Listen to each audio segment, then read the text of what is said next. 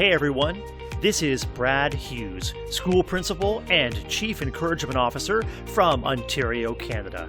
And I've got some good news for you. You found the Good News, Brad News podcast, amplifying stories of heart-led educators moving from positive intention to action.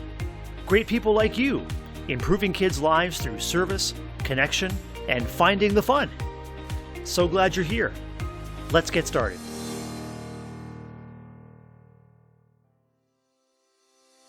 Hey everyone, welcome back, this time to episode number 8 of the Good News, Brad News podcast.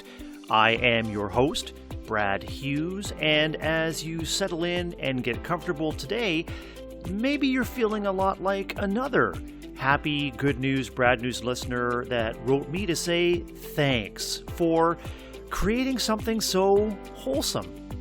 Yeah, I really like that. Wholesome. Kind of like a delicious hot bowl of oatmeal, but for your ears. And we definitely have some whole grain goodness in today's episode with someone who is sure to bowl you over. My guest, Livia Chan. Livia is both a teacher and school leader in British Columbia, Canada. And as you'll hear, she's also a parent and partner, a staff developer, a blogger, and emerging author. And she's the digital content coordinator for the Teach Better team. For me, she's a colleague and co-presenter and a good friend.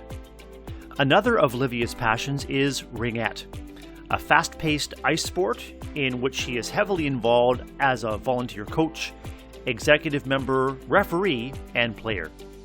Ringette is a Canadian invention and a sport that values creative team play over individual achievement, just like Liv does. Now, Livia and I discuss a number of things near and dear to both of us, including the power of connection, the joy of building and leveraging relationships to make great things happen, and seizing every opportunity to appreciate and uplift others to help make their day a brighter one. Encouragement, appreciation, uplift. Key ingredients in positive relationships and in mental health and overall well-being for others and for ourselves. According to responsive leadership consultant and author Stephen DeGroot, humans are best able to reach their potential when they feel safe, significant, and situated with a sense of purpose and direction in their relationships and their environment. Livia excels in making others feel significant and situated in just this way. She's passionate about community, teaching, leading, and lifelong learning, and it really shows. I know you'll enjoy getting to know Livia today, and after hearing her story, you'll be eager to connect with her too.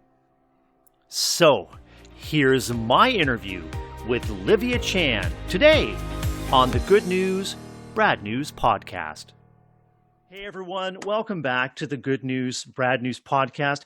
I am joined with an incredible heart-led educator, a dear friend, and a fellow Canadian. And on our conversation today, I like to think that we've got Canada covered from coast to coast. My guest today is Livia Chan from the Greater Vancouver area. Welcome, Livia, to the podcast. I'm so excited to connect with you. I'm so excited too, Brad. Thank you so much for this opportunity. I've been looking forward to it for weeks. I wonder, just as we get started, would you be willing to let our listeners know who you are, what you do, where you are? Just who is Livia Chan and what's she all about? I would love to. So I am currently a new head teacher in my district, and I also teach grade 5, so a blend of two roles. And I'm in a new community and absolutely loving it. I also am part of the Teach Better team. I'm an ambassador and the digital content editor, working with people who are interested in blogging for us. And I also am heavily interested and involved in the ringette community. So I coach, I play, I ref, and I'm part of the executive as well. Something I'd like to come back to in our conversation is a number of dual roles that you play. I mean, you mentioned both your role as a school leader and as a head teacher, your role as a coach and athlete, and your role as both a content creator and a content advisor. I wonder if we can get started. Just tell us a little bit about your why as an educator, Liv. How did it become to be that way? Well, I'm not one of those people that always knew I wanted to be an educator when I was growing up. So it was one of those things that I think I always had in the back of my mind. Actually, a lot of my really, really good friends became teachers. So I'm not sure if it's one of those things that influenced me because they were teachers as well, but I went into a different route. I thought I was going to go into policing at one time or maybe become a lawyer. But I think it's so interesting, everybody's path to education. And it was just one of those things that one day I thought, I want to start looking into whether or not this is for me. So I asked my boss, started working part-time and started volunteering in a school for 2 full days a week and absolutely loving it. Once I stepped into the school, I realized I don't want to do anything else. Now, I've been teaching for over 20 years. Every single day, I am so grateful to be an educator. I feel so blessed and passionate about this profession, and I'm just so in love with being a teacher. I'm in love with teaching my students. The connections that I've kept with my previous students have been amazing. And in my new role as a leader in the school as well, I've really enjoyed that piece of it. I just can't imagine doing anything else. It just feels like such a true gift to be given, to teach, to impact and influence a child's life trajectory through our deep love, care, and kindness. You just can't buy that kind of gift anywhere. And I want to make a difference. And I want to be that teacher. We always hear parents talking about being that teacher. I want to be that teacher. And, I've gotten a lot of feedback from a lot of people. And at the same time, I feel like children should deserve that teacher every year. You know what I mean? I sure do. And Liv, when I think about the path that led you to education, and you mentioned policing as a career, it seems to me that in all of your roles, there is a strong dedication to community service, not just a vocation, but inspiring others and bettering the community. And so I'm curious how you see your current role as teacher and school leader as bettering either your school community or your greater community at large. I always feel that if I am part of a community, I want to add value. If I'm there, I don't want to be just there. I want to be somebody where if they look back, they go, wow, she made a difference. She made an impact. And how that starts is really through my heart. I've shared it before, but my role is called head teacher, but I see myself as a heart teacher because you can't do anything unless you lead through your heart. And I think that helps me be true to myself. And the connections that I make with people, I'm passionate about people. I love people. I love relationships. I love building them. I love connecting and caring. And so these are just ways that I feel I can make an impact. And so that's why when I became involved in ringette, I dove in deep. And that's why when I learned about the Teach Better team, I dove in deep. And so I do the same when I'm a part of a school community and also with my family. I didn't mention earlier, but I do have 2 wonderful teenage kids in my home too, just like you. When you think of your communities that you serve, what kind of contributions are improving outcomes for kids, Liv? Well, I think I mentioned it earlier about just really deeply caring relationships, building a strong sense of community, building on their strengths, and providing opportunities for growth, and then just really believing in them until they believe it themselves, because they often don't see what possibilities are out there for them. And so we are the eyes for them to help them see into the future and to provide them different opportunities. And I think that's why I love coaching so much as well. I have that ability to influence them and to help them grow and shine and develop and realize their goals, and all in the aspect of teamwork. And I think that's how I see myself too, as just a team player. Whenever I'm joining any kind of community, I want to be a team player, but also leading through love. Kind of like you, Brad. And you describe yourself absolutely brilliantly as a head teacher and a heart teacher, because it's capturing the heart that allows us to move kids and families and communities forward, even in small ways, to becoming better and better. What would you say about the most important contributions that others have made to your trajectory as an educator, Liv? I really believe that the gift that they gave me is their belief in me. That when others believe in me, they've either provided opportunities or they've allowed me to take opportunities. If I see myself as being a great addition to a team, then I will offer my services, if you want to call it that. It's other people that have seen things in me throughout my career and my life, and they help me see it before I saw it.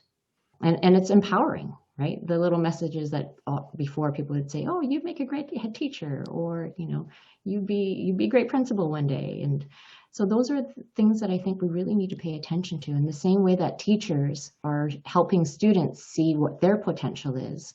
And I said, like earlier, believe in them till they believe it themselves. And so I think I've opened my heart to listen to these messages and to follow what I hear. Believe in them until they believe in themselves. What an amazing takeaway for me. And we're not even halfway through our conversation, Liv. So when we talk about how educators like you live and lead with their hearts, how would you say that your intentions or actions are being reflected back to you to give you courage and hope as you move forward on them? Well, one of the things that I really believe in is that in every interaction, we have the opportunity to uplift others through our kindness and our gratitude, and to help make their day a better one, a brighter one. And it's intentional. My one word for 2020 was uplift. And I feel that every single day, that is what I do. That is my mission every single day. And so, there have been some days where it's been tough. And those are the days that out of the blue, people have reached out to me and said, "Hey, I've been thinking about you." And it's heartwarming, because that's something that I've been really encouraging other people to do, is to reach out. And you even coined the term reacher outer, if you want to talk about that in a bit. And the gifts that I've received every time that I've reached out is the gift of friendship, the gift of connection. And I honestly can say it's made me a better person. It's enriched my life with the number of new friendships that I've created in the last few months. And one thing that I've been learning about reaching out that kind of hit me more recently is the importance of circling back. Because it's one thing to reach out, but so many times it's, okay, they're top of mind, and then a week later, that's it, right? So I'm really starting to get the sense that it's the importance of circling back, that it's a week later or a few weeks later, just to say, "I'm still thinking about you. How's it going?" I think that's really kind of my new aha concept that I've been thinking about more recently. We think about others more often than we might actually have taken the time to send a note or to pick up the phone. In our busy lives, I think that's totally understandable. You're committing yourself to a cycle of reaching out, and you're nurturing those relationships, and you're developing the trust as a result. Mm-hmm. And you mentioned about action, and I think that's been the difference too since the pandemic hit is, I really think that when somebody has been put on your heart or your mind, there's a reason. So act on it. Send that text that says, "Hey, I've been thinking about you. How's it going?" I'll say it again because I think it's so important. When somebody is put on your heart or your mind, there is a reason. You just never know when it could be the last opportunity. Yeah, make the most out of every opportunity that you have once somebody is placed onto your mind. Every interaction is an opportunity to uplift others, and that's my lens. Every time I'm talking to a child, every single time I'm talking to another colleague or friend, it is an opportunity to lift them up and to either support them or to laugh with them. And, we work so hard on our relationships.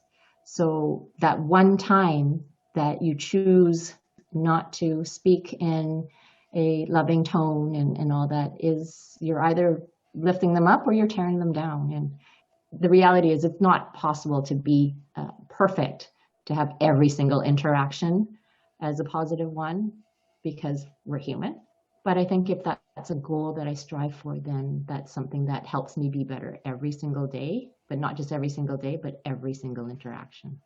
And I think that's one of the key gifts and key opportunities of parenthood, being a community member, being an educator, is living the best that you can, because in doing so, you're modeling the way forward for others.